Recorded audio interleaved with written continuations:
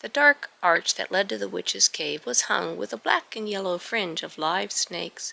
As the queen went in, keeping carefully in the middle of the arch, all the snakes lifted their wicked flat heads and stared at her with their wicked yellow eyes.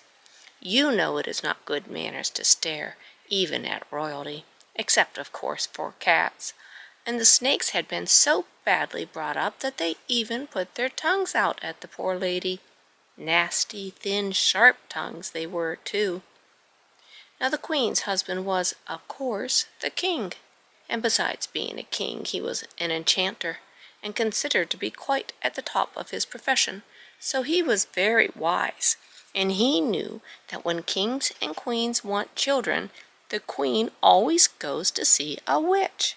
So he gave the queen the witch's address, and the queen called on her, though she was very frightened and did not like it at all. The witch was sitting by a fire of sticks, stirring something bubbly in a shiny copper cauldron. "What do you want, my dear?" she said to the queen. "Oh, if you please," said the queen, "I want a baby, a very nice one. We don't want any expense spared. My husband said—" "Oh, yes," said the witch, "I know all about him. And so you want a child. Do you know it will bring you sorrow?" "It will bring me joy first," said the queen. "Great sorrow," said the witch. "Greater joy," said the queen. Then the witch said, "Well, have it your own way. I suppose it's as much as your place is worth to go back without it." "The king would be very much annoyed," said the poor queen. "Well, well," said the witch, "what will you give me for the child?" "Anything you ask for, and all that I have," said the queen. "Then give me your gold crown." The queen took it off quickly. "And your necklace of blue sapphires." The queen unfastened it. "And your pearl bracelets." The queen unclasped them. "And your ruby clasps." The queen undid the clasps. "Now the lilies from your breast." The queen gathered together the lilies. "And the diamonds of your little bright shoe buckles." The queen pulled off her shoes. Then the winds stirred the stuff that was in the cauldron, and one by one she threw in the gold crown, and the sapphire necklace, and the pearl bracelets, and the ruby clasps, and the diamonds of the little bright shoe buckles, and last of all she threw in the lilies. The stuff in the cauldron boiled up in foaming flashes of yellow and blue and red and white and silver, and sent out a sweet scent, and presently the witch poured it out into a pot and set it to cool in the doorway among the snakes. Then she said to the queen, "Your child will have hair as golden as your crown, eyes as blue as your sapphires. The red of your rubies will lie on its lips, and its skin will be clear and pale as your pearls. Its soul will be white and sweet as your lilies, and your diamonds will be no clearer than its wits." "Oh, thank you," said the queen. "When will it come?" "You will find it when you get home." "Won't you have something for yourself?" asked the queen. "Any little thing you fancy. Would you like a country or a sack of jewels?" "Nothing, thank you," said the witch. "I could make more diamonds in a day than I should wear in a year." "Well, do let me do some little thing for you," the queen went on. "Aren't you tired of being a witch? Wouldn't you like to be a duchess or a princess or something like that?" "There is one thing I should rather like," said the witch, "but it's hard to get in my trade." "Oh, do tell me what," said the queen. "I should like someone to love me," said the witch. Then the queen threw her arms around the witch's neck and kissed her 100 times. "Why," she said, "I love you better than my life. You've given me the baby, and the baby shall love you too." "Perhaps it will," said the witch, "and when the sorrow comes, send for me. Each of your 50 kisses will be a spell to bring me to you. Now, drink up your medicine, there's a dearie." So the queen drank the stuff in the pot, which was quite cool by this time, and she went out under the fringe of snakes, and they all behaved like good Sunday school children. Some of them even tried to drop a curtsy to her as she went by, though that is not easy when you are hanging wrong way up by your tail. But the snakes knew the queen was friends with their mistress, so of course they had to do their best to be civil. When the queen got home, sure enough there was the baby, lying in the cradle with the royal arms blazoned on it, crying as naturally as possible. It had pink ribbons to tie up its sleeves, so the queen saw at once it was a girl. When the king knew this, he tore his black hair with fury. "Oh, you silly, silly queen," he said. "Why didn't I marry a clever lady? Did you think I went to all the trouble and expense of sending you to a witch to get a girl? You knew well enough it was a boy I wanted, a boy, an heir, a prince, to learn all my magic and my enchantments, and to rule the kingdom after me. I'll bet a crown, my crown," he said. "You never even thought to tell the witch what kind you wanted, did you now?" And the queen hung her head and had to confess that she had only asked for a child. "Very well, madam," said the king. "Very well. Have your own way, and make the most of your daughter while she is a child." And that the queen did. All the years of her life had never held half as much happiness as now lived in each of the moments when she held her little baby in her arms. And the years went by, and the king grew more and more clever at magic, and more disagreeable at home, and the princess grew more and more beautiful and more dear every day she lived. The queen and the princess were feeding the goldfish in the courtyard fountains with crumbs of the princess's 18th birthday cake, when the king came into the courtyard looking as black as thunder, with his black raven hopping after him. He shook his fist at his family, as indeed he generally did whenever he met them, for he was not a king with pretty manners at home. The raven sat down on the edge of the marble basin and tried to peck the goldfish. It was all he could do to show that he was in the same temper as his master. "A girl indeed," said the king angrily. "I wonder you can dare look me in the face when you remember how your silliness has spoiled everything." "You oughtn't to speak to my mother like that," said the princess. She was 18, and it came to her suddenly and all in a moment that she was a grown-up, so she spoke out. The king could not utter a word for several minutes. He was too angry. But the queen said, "My dear child, don't interfere," quite crossly, for she was frightened. And to her husband she said, "My dear, why do you go on worrying about it? Our daughter is not a boy, it is true, but she may marry a clever man who could rule your kingdom after you and learn as much magic as ever you care to teach him." Then the king found his tongue. "If she does marry," he said slowly, "her husband will have to be a very clever man. Oh yes, very clever indeed, and he will have to know a very great deal more magic than I shall ever care to teach him." The queen knew at once by the king's tone that he was going to be disagreeable. "Oh," she said, "don't punish the child because she loves her mother." "I'm not going to punish her for that," said he. "I'm only going to teach her to respect her father." And without another word he went off to his laboratory and worked all night, boiling different colored things in crucibles, copying charms and curious twisted letters from old brown books with mold stains on their yellowy pages. The next day his plan was all arranged.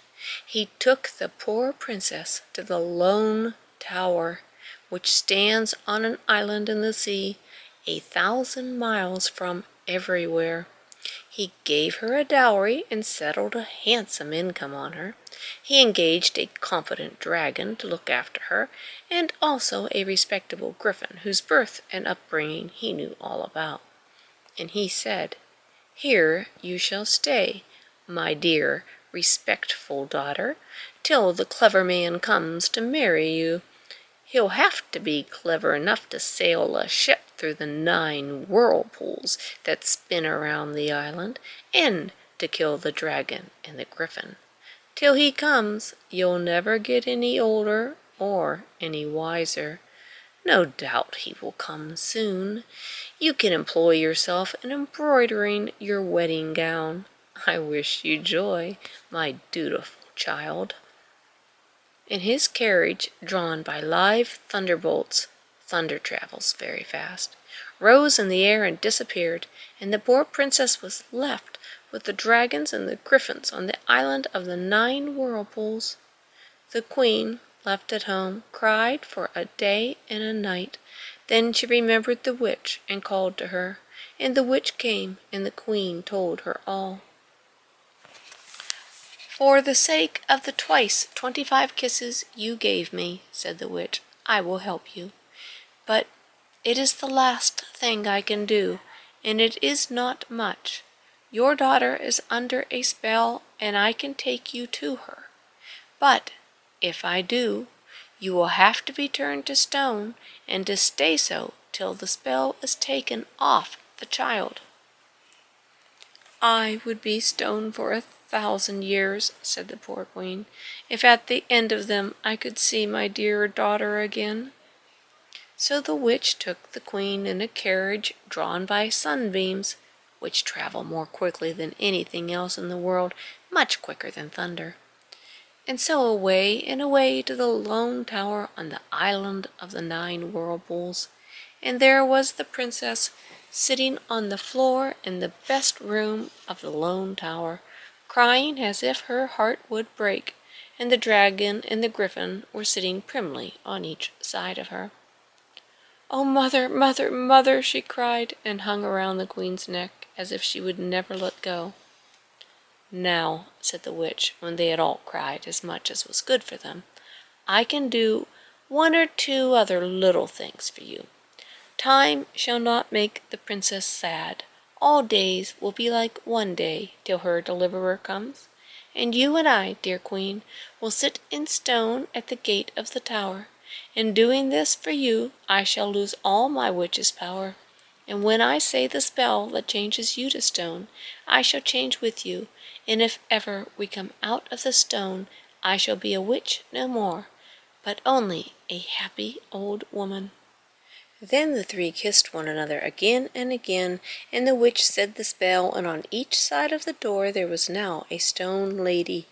One of them had a stone crown on its head and a stone scepter in its hand, but the other held a stone tablet with words on it, which the griffin and the dragon could not read, though they both had had a very good education. And now all days seemed like one to the princess, and the next day always seemed the day when her mother would come out of the stone and kiss her again. And the years went slowly by.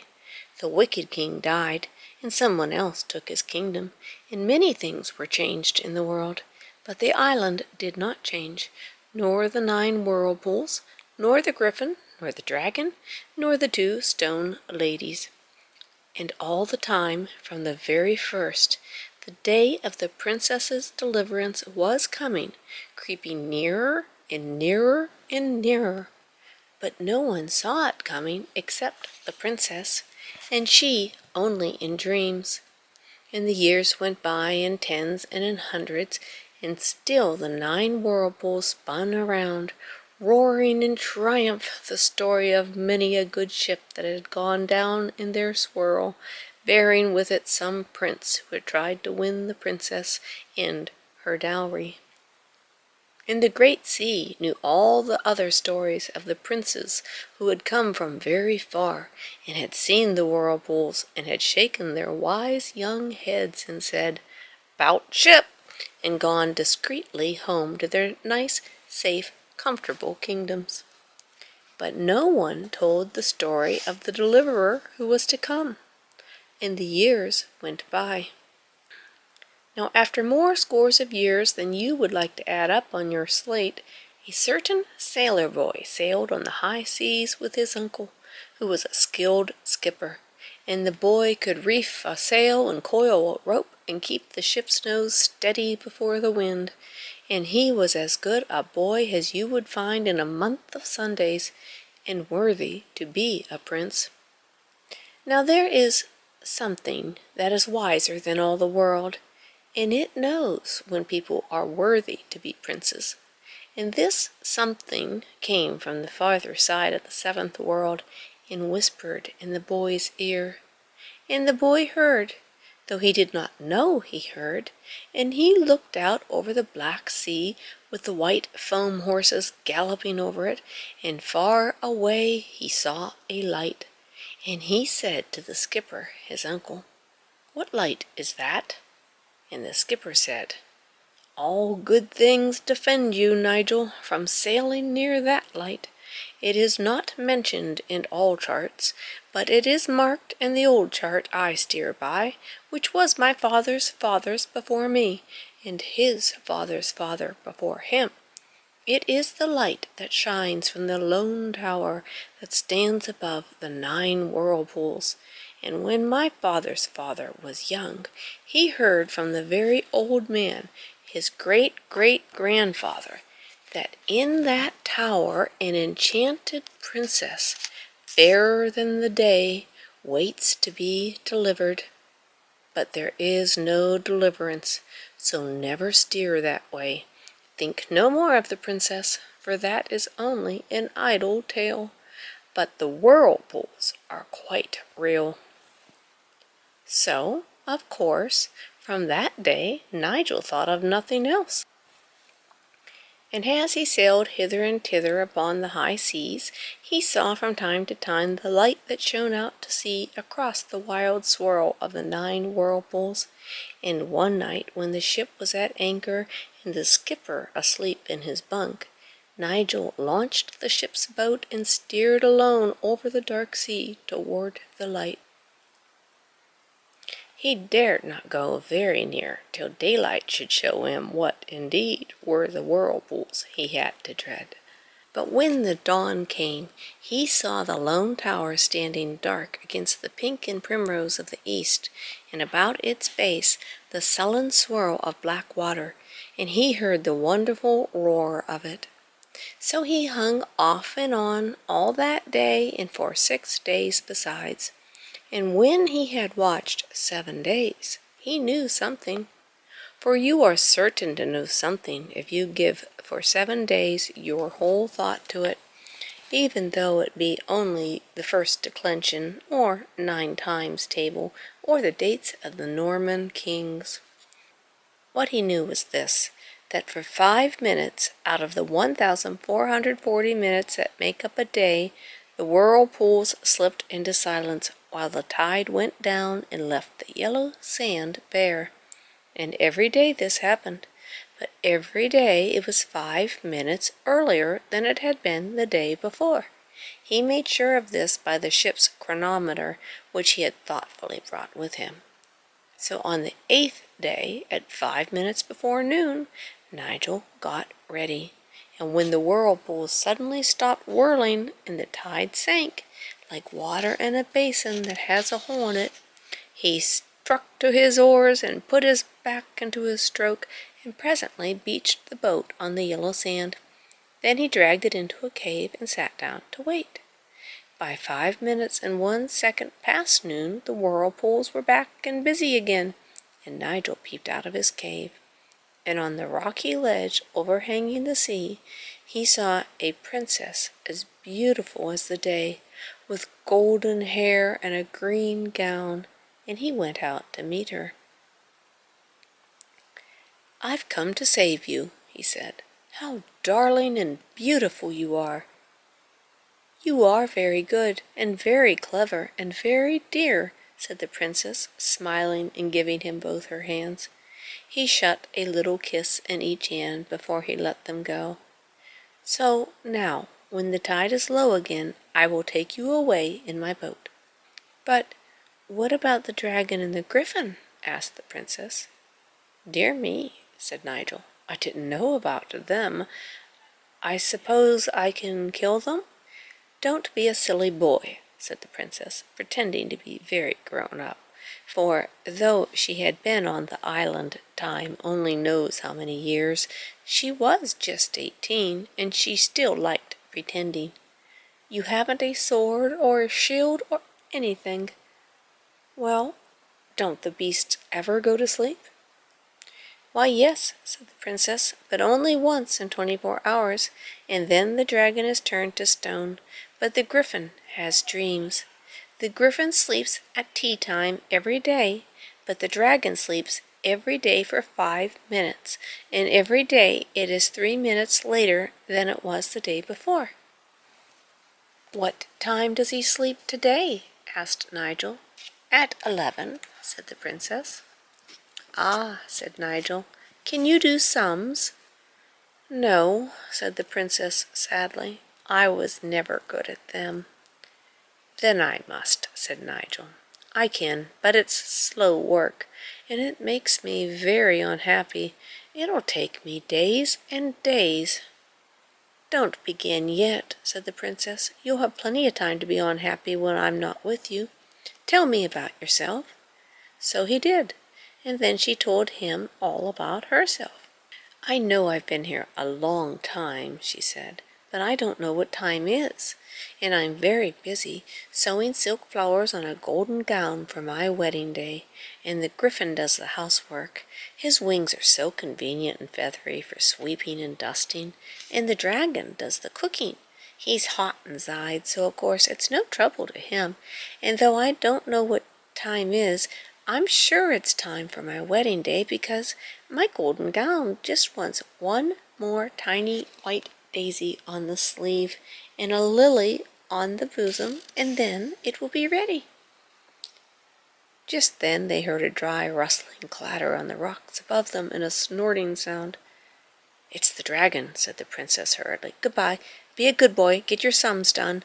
And she ran away and left him to his arithmetic. Now the sum was this: if the whirlpools stop and the tide goes down once in every 24 hours, and they do it 5 minutes earlier every 24 hours, and if the dragon sleeps every day, and he does it 3 minutes later every day, and how many days and at what time in the day will the tide go down 3 minutes before the dragon falls asleep? It is quite a simple sum, as you see. You could do it in a minute because you have been to a good school and you've taken pains with your lessons. But it was quite otherwise with poor Nigel. He sat down to work on his sum with a piece of chalk on a smooth stone. He tried it by practice and the unitary method, by multiplication and by the rule of 3 3/4.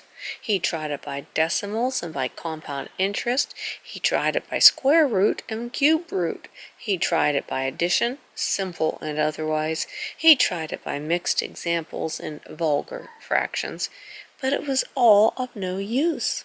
Then he tried to do the sum by algebra, by simple and by quadratic equations, by trigonometry, by logarithms, and by conic sections. But it would not do. He got an answer every time, it is true, but it was always a different one, and he could not feel sure which answer was right. And just as he was feeling how much more important than anything else it is to be able to do your sums, the princess came back, and now it was getting dark. "Why, you've been 7 hours over that sum, and you haven't done it yet," she said. "Look here, this is what is written on the tablet of the statue by the lower gate. It has figures in it. Perhaps it is the answer to the sum." She held out to him a big white magnolia leaf, and she had scratched on it with the pin of her pearl brooch, and it had turned brown where she had scratched it, as magnolia leaves will do. Nigel read, "After 9 days, T2 24, D2 27, answer. P.S. and the griffin is artificial. R. He clapped his hands softly. Dear Princess, he said, I know that's the right answer. It says R, too, you see? I'll just prove it. So he hastily worked the sum backwards in decimals and equations and conic sections and by all the rules he could think of, and it came out right every time. And now we must wait, said he, and they waited. And every day the princess came to see Nigel and brought him food cooked by the dragon, and he lived in his cave and talked to her when she was there and thought about her when she was not, and they were both as happy as the longest day in summer. Then at last came the day. Nigel and the princess laid their plans. You're sure he won't hurt you, my only treasure, said Nigel. Quite, said the princess.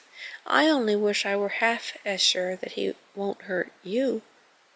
My princess, he said tenderly, 2 great powers are on our side, the power of love and the power of arithmetic. These 2 are stronger than anything else in the world. So when the tide began to go down, Nigel and the princess ran out onto the sands, and there, in full sight of the terrace where the dragon kept watch, Nigel took the princess in his arms and kissed her. The griffin was busy sweeping the stairs of the lone tower, but the dragon saw, and he gave a cry of rage, and it was like 20 engines all letting off steam at the top of their voices inside Cannon Street Station. And the 2 lovers stood looking up at the dragon. He was dreadful to look at. His head was white with age, and his beard had grown so long that he caught his claws in it as he walked. His wings were white with the salt that had settled on them from the spray of the sea. His tail was long and thick and jointed and white, and had little legs to it, any number of them, far too many, so that it looked like a very large fat silkworm. And his claws were as long as lessons and sharp as bayonets. Goodbye, my love, cried Nigel, and ran out across the yellow sand toward the sea. He had one end of a cord tied to his arm. The dragon was clambering down the face of the cliff, and the next moment he was crawling and writhing and sprawling and wriggling across the beach after Nigel, making great holes in the sand with his heavy feet, and the very end of his tail, where there were no legs, made, as it dragged, a mark in the sand, such as you make when you launch a boat. And he breathed fire till the wet sand hissed, and the water of the little rock pools got quite frightened, and they all ran off in steam. Still Nigel held on, and the dragon ran after him. The princess could see nothing for the steam, and she stood crying bitterly, but still holding on tight with her right hand to the other end of the cord that Nigel had told her to hold, while with her left she held the ship's chronometer, and she looked at it through her tears as he had bidden her to look, so as to know when to pull the rope. On went Nigel over the sand, and on went the dragon after him, and the tide was low, and sleepy little waves lapped the sand's edge. Now at the lip of the water Nigel paused and looked back, and the dragon made a bound, beginning a scream of rage that was like all the engines of all the railways in England. But it never uttered the second half of that scream, for now it knew suddenly that it was sleepy. It turned to hurry back to dry land because sleeping near whirlpools is so unsafe. But before it reached the shore, sleep caught it and turned it to stone. Nigel, seeing this, ran shoreward for his life, and the tide began to flow in, and the time of the whirlpool's sleep was nearly over, and he stumbled, and he waded, and he swam, and the princess pulled for dear life at the cord in her hand, and pulled him up onto the dry shelf of rock, just as the great sea dashed in and made itself once more into the girdle of 9 whirlpools all about the island. But the dragon was asleep under the whirlpools, and when he woke up from being asleep, he found he was drowned, so there was the end of him. "Now there's only the griffin," said Nigel. And the princess said, "Yes, only." And she kissed Nigel and went back to sew the last leaf of the last lily on the bosom of her wedding gown.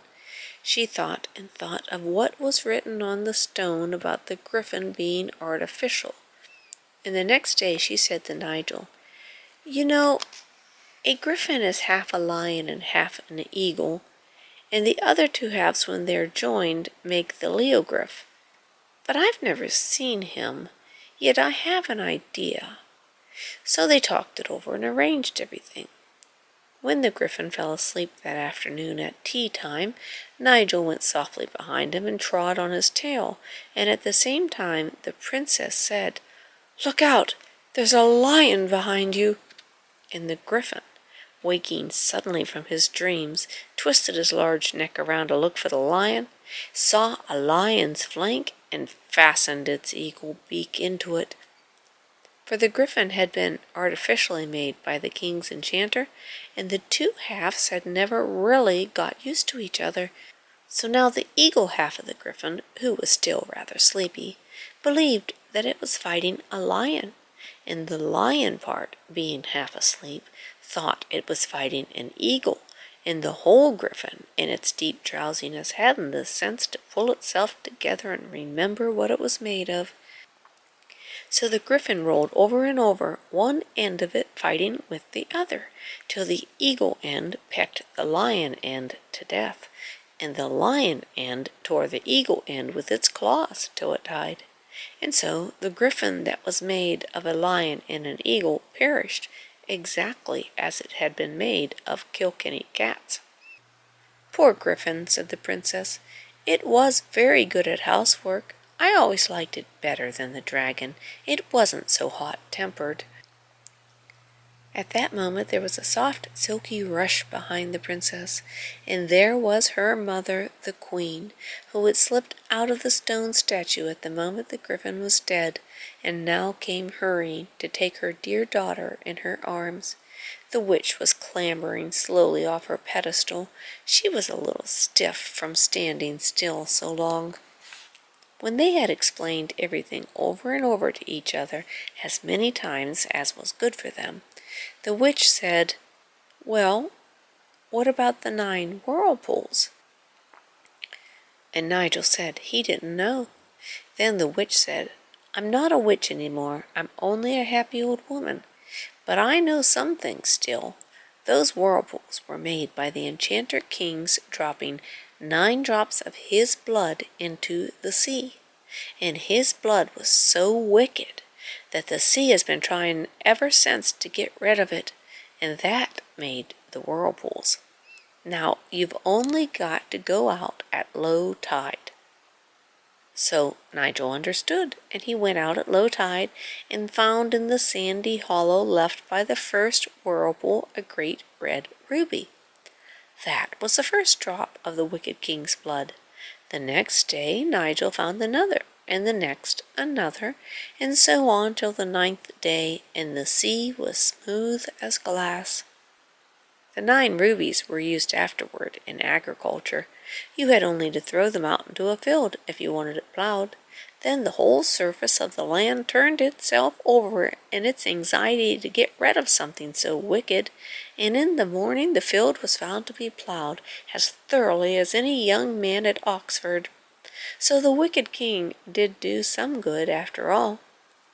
When the sea was smooth, ships came from far and wide, bringing people to hear the wonderful story, and a beautiful palace was built, and the princess was married to Nigel in her gold dress, and they all lived happily as long as was good for them. The dragon still lies, a stone dragon on the sand, and at low tide the little children play around him and over him.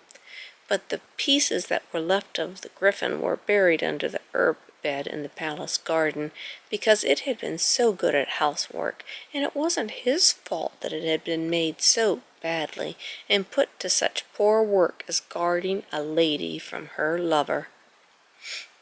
I have no doubt that you will wish to know what the princess lived on during those long years when the dragon did the cooking. My dear, she lived on her income, and that is a thing that a great many people would like to be able to do.